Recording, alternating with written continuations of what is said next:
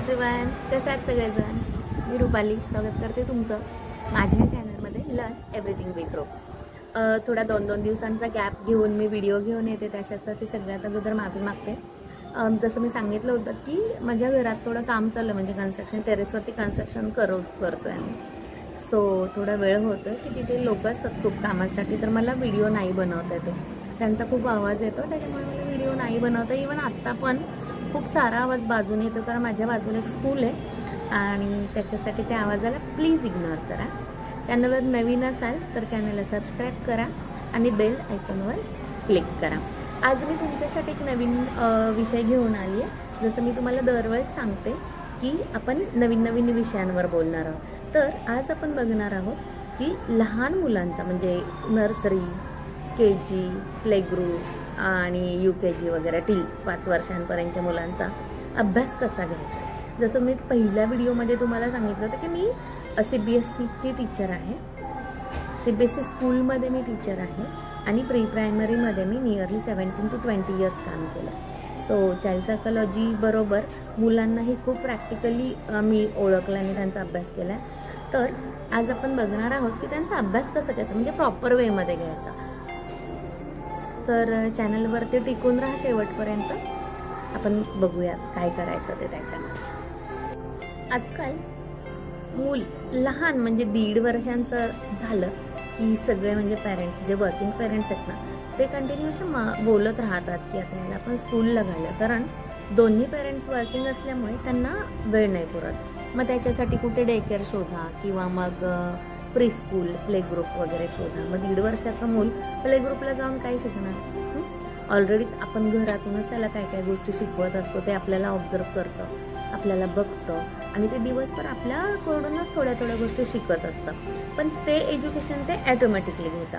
पण अभ्यासाचं जेव्हा आपल्याला वेळ येतो तेव्हा तुम्हाला प्रॉपर एज्युकेशन त्याला द्यावं लागतं।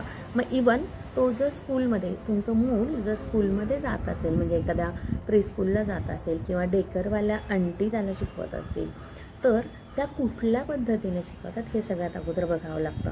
कारण छोट्या मुलांना डिरेक्टली तुम्ही ABCD नाही शिकवू शकत, त्यांच्यासाठी सुरुवातीला पॅटर्न्स असतात, मग त्याच्यानंतर त्यांची पेन्सिल होल्ड कशी करतात ते बघावं लागतं, त्यांचा ट्रायपॉड कसा आहे, त्यांच्या हाताची डेव्हलपमेंट किती झाली आहे, त्यांचे ग्रॉस मोटर, फाईन मोटर ह्या किती डेव्हलप आहेत त्या पहिल्या बघाव्या लागतात आणि मग मुलांना रायटिंग शिकवावं लागतं। त्याच्यासाठी सुरुवातीला खूप सारा वेळ द्यावा लागतो आणि मग मुलं रायटिंगकडे जातात।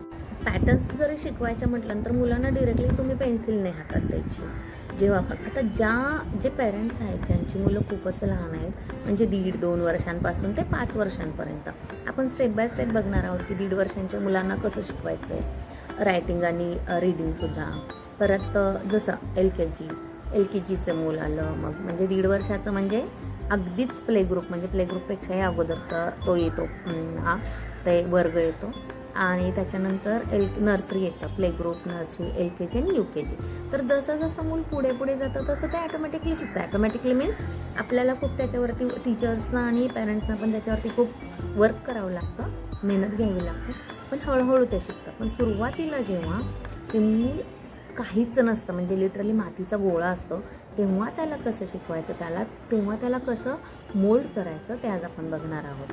तर कदाचित हा व्हिडिओमध्ये मी संपूर्ण नाही माहिती देऊ शकणार आहे, व्हिडिओ खूप मोठा नाही करणार आहे, पण 2-3 पार्ट्समध्ये बघणार आहोत। कारण स्टेप बाय स्टेप जेव्हा तुम्ही बघाल, माझ्या अनुभवावरून आणि प्रॅक्टिकल नॉलेजवरून मी तुम्हाला या सगळ्या टिप्स देणार आहे। जेव्हा आपण हे 2-3 भागामध्ये बघू तेव्हा मी तुम्हाला प्रॉपर नॉलेज देऊ शकणार आहे। सो आपण आज बघूया कुठपर्यंत होतं, नाहीतर मग मी सेकंड अँड थर्ड पार्ट पण घेऊन येणार आहे। तर आज आपण बघूया 1.5 वर्ष ते नियरली 4 वर्ष, म्हणजे छोटा शिशु मोठा शिशु असं म्हणतात मराठीमध्ये, आणि इंग्लिशमध्ये प्ले ग्रुप, नर्सरी आणि LKG इथपर्यंतच्या मुलांना। LKGमध्ये गेल्यानंतर मूल थोडं लिहायला शिकतं, म्हणजे दिवाळीनंतर तर ते छानच लिहायला शिकतं, पण दिवाळीपर्यंत आपल्याला त्याच्यावरती पण मेहनत घ्यावी लागते, म्हणजे टीचर्सना पण आणि पॅरेंट्सना पण।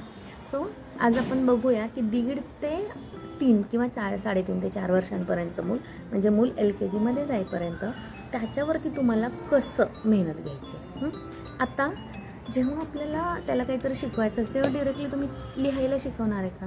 नाही, लिहायला शिकून नाही चालणार। सगळ्यात अगोदर मुलांची ओरल म्हणजे तोंडी यायला पाहिजे त्यांना अगोदर. म्हणजे जर मूल इंग्लिश मिडियमला जात असेल तर A for apple, B for ball हे सगळं आलं पाहिजे. म्हणजे लेटर्स किंवा अल्फाबेट्स टोटल असतात ना ज्या अल्फाबेट्स, त्यांना अल्फाबेट्स म्हणतात.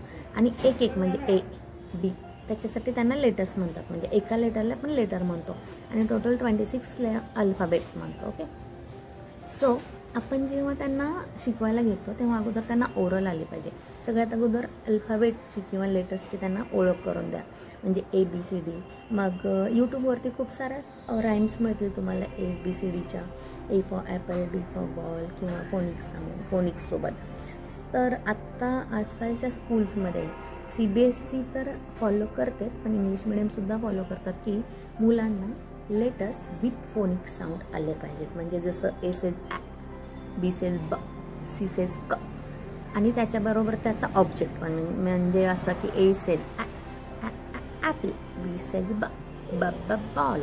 मग ऑब्जेक्ट्स तर खूप आहेत. सुरुवातीला एक एक ऑब्जेक्ट शिकवायचा सगळ्यात लहान मुलांना आणि त्याच्यानंतर हळूहळू ऑब्जेक्ट्स वाढवायचे. जसं ए for Apple, A says Apple, A says and असं वाढवत जायचं. अगोदर ओरल होईल.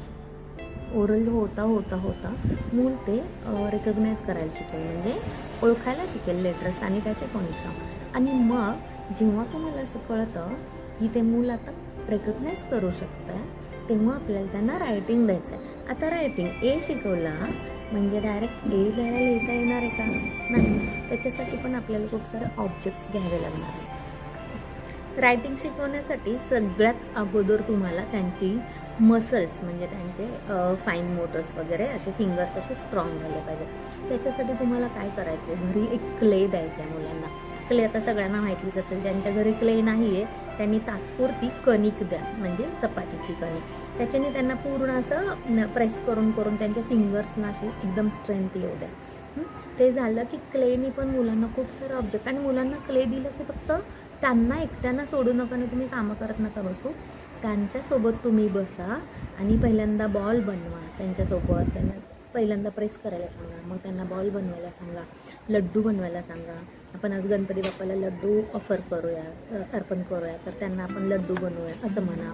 वेगवेगळे फळांचा आकार शिकवा. जसं आता ॲपल तर राऊंड असतं, सर्कल असतं, ते बॉल हे असं त्यांना ऑब्जेक्ट्स बनवायला शिकवा सगळ्यात अगोदर.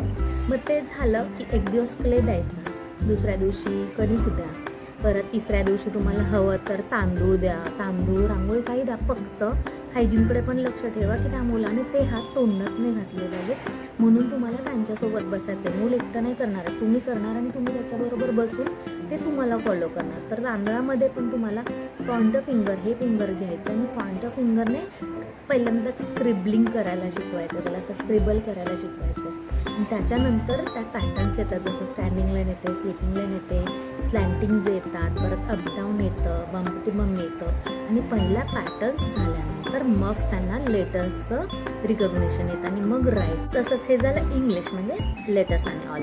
आता तुम्हाला मॅथ्ससाठी पण पहिल्यांदा घरातून तुम्हाला शिकवायचं. त्याला कसं की घरात तुम्हाला काउंटिंग शिकवता येतं. जेव्हा तुम्ही कुकिंग करता तर 1 अनियन किंवा 1 पोटॅटो असं मागायचं त्यांना. मग ते काउंट करून देणार तुम्हाला 1 किंवा 2. तुम्हाला जेवढे हवेत ना तेवढं फक्त त्यांना सांगायचं की मला 2 पोटॅटोज आणून दे. मग ते 2 पोटॅटोज बटाटे आणून देईल तुम्हाला 1 आणि 2.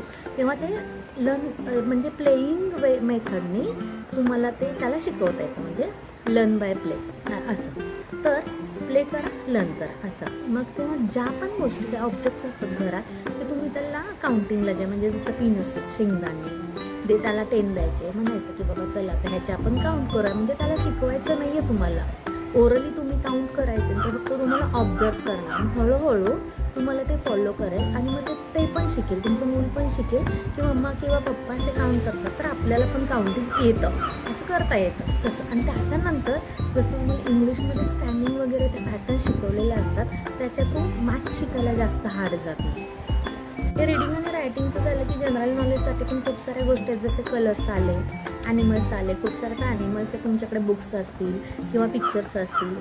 बाजारात खूप साऱ्या मार्केटमध्ये खूप साऱ्या गोष्टी अवेलेबल आहेत, त्या तुम्ही बाय करू शकता किंवा बाहेर येता जातात. तुम्ही जेव्हा मॉलमध्ये वगैरे जाता तर मूल ते साईट रीडिंगने रीड करतं. म्हणजे पहिल्यांदा ते डोळ्यांनी ते लक्षात ठेवतं, ऑब्झर्व करतं. समजा आता बोर्नव्हिटाची डब्बी आहे, बॉटल आहे, तर बोर्नव्हिटा कसं लिहिलं आहे हे जर त्याने 1 ते 2 वेळा तुमच्यासोबत मॉलमध्ये आल्यानंतर बघितलं ना, तर तिसऱ्या वेळेस ते स्वतः तुम्हाला सांगेल की हा बोर्नव्हिटाची बॉटल आहे. जसं टी व्हीमध्ये म्हणजे मीडिया पण ते खूप सारे दाखवतात ॲडव्हर्टाईज, तर त्याच्यामध्ये पण मुलांनी ऑलरेडी बघितलेलं असतं. त्यामुळे साईट रीडिंगने मूल रीड करायला शिकता बघा.